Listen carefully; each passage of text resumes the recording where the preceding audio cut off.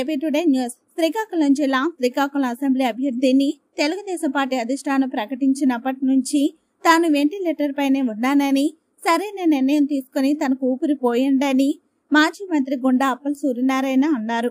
నగరంలోని అరసవల్లిలో గుండా అప్పల్ సూర్యనారాయణ మీడియాతో మాట్లాడుతూ తమకు ఎమ్మెల్సీ పదవులు అవసరం లేదని, తమకు ఎమ్మెల్సీ ఇచ్చినా అంగీకరించనని స్పష్టం చేశారు.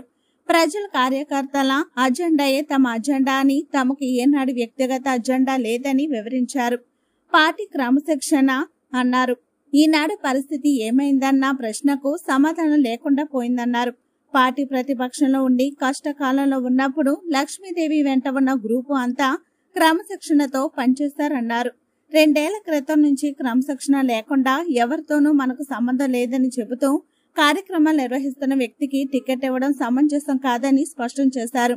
క్రమశిక్షణ కలిగిన వారంతా ఒక గ్రూపుగా, క్రమశిక్షణ లేని వారంతా ఒక గ్రూపుగా మారడం బాధాకరమని వివరించారు.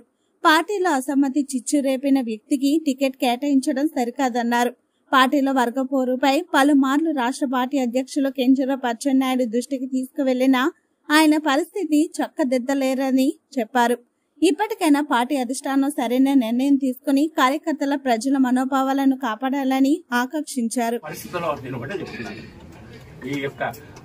నేను చెప్పినట్టుగా అందరూ కలిసికట్టుగా పనిచేసుకుంటే ఈవేళ ఇటువంటి ప్రతిబంధకం పార్టీలో వచ్చేది కాదు.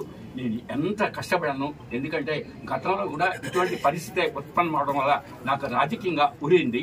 ఆ ఉరి అనేది మళ్ళీ పార్టీలో జరగకూడదు అన్నటువంటి ఉద్దేశంతోనే ముందుగా చెప్పడం జరిగిందని చెప్పి నేను ఈ సందర్భంగా మనం చేస్తున్నాను.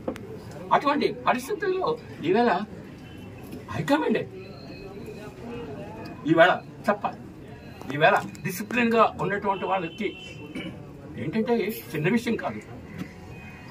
మరొక వైపు డిసిప్లిన్ లేని వారికి మధ్య ఫైట్ అయినప్పుడు అధ్యక్షుడు సెటైట్ చేయకుండా ఉండేటప్పుడు ఈ యొక్క పరిణామం ఏర్పడ్డప్పుడు దీనికి నేను బాధ్యత వహించే స్థాయి నాది కాదు అని చెప్పి నేను ఈ సందర్భాన్ని మనం చేస్తున్నాను. అందుకోసం పార్టీ అధిష్టాన వర్గమే ఈవేళ దీనికి బాధ్యత వహించాలని చెప్పి నేను ఈ సందర్భాన్ని మనం చేస్తున్నాను.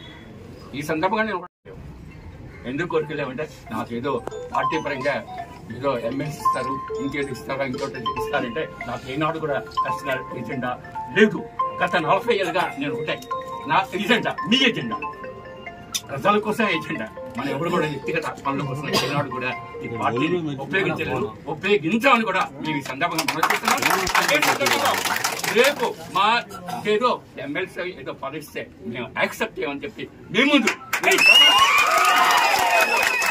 అయితే ఈవేళ ఉన్న ప్రతిబంధకం అంతా ఒకటే. నాకు అడిగితే 2 గ్రూపులుగా మారిపోయిన సందర్భంలో న్యూట్రాలిటీ మెయింటైన్ చేసినటువంటి ఆయనకైనా లక్ష్మీదేవికి ఇచ్చినా పర్వాలేదు, బలమైన వ్యక్తి లేదు అన్నప్పుడు న్యూట్రల్ గా వ్యవహరించిన వ్యక్తికైనా ఇస్తారేమో అనుకున్నాను. కానీ ఒక అసమ్మతికి రాజ్యం పోసి తెర వెలిగించినటువంటి వ్యక్తికి ఈవేళ ఈ టికెట్ ఇవ్వడం మాత్రం నేను నిర్ద్వందంగా నేను ఖండిస్తున్నానని చెప్పి నేను ఈ సందర్భాన్ని వ్యక్తిగత ఎజెండా లేదు. ఎందుకంటే నేను ఎమ్మెల్సీ కానీ ఎమ్మెల్యే నాకు కానీ ఏది యాక్సెప్ట్ చేయను. అదేవిధంగా మా ఆవిడికే ఇమ్మని చెప్పి కూడా నేను డిమాండ్ చేయను. కానీ ఈ వర్గాలన్నీ కలిసికట్టుగా పనిచేయాలనుకునేటప్పుడు న్యూట్రల్ క్యాండిడేట్ అయినా ఉండాలి తప్ప ఇలాగా ఒక వర్గ పోరుకి నాంది ప్రస్తావన చేసినటువంటి వారిని ఈ యొక్క విధానం ప్రోత్సహించడం సరైనది కాదు. పార్టీ క్రమశిక్షణ ఇట్ ఈజ్ ఎ ఫెయిల్ అని చెప్పి నేను ఈ సందర్భం మనం చేస్తున్నాను. క్రమశిక్షణ ఊపిరిగా పెట్టుకున్నాం, అందుకే మనం బానిసలుగా ఇవాళ ఉన్నాం. ఎందుకు బానిసలుగా ఉన్నామంటే ఆ వేళ నాకు ఇన్ఛార్జ్ ఇవ్వకపోయినా బానిసగానే ఉన్నాను.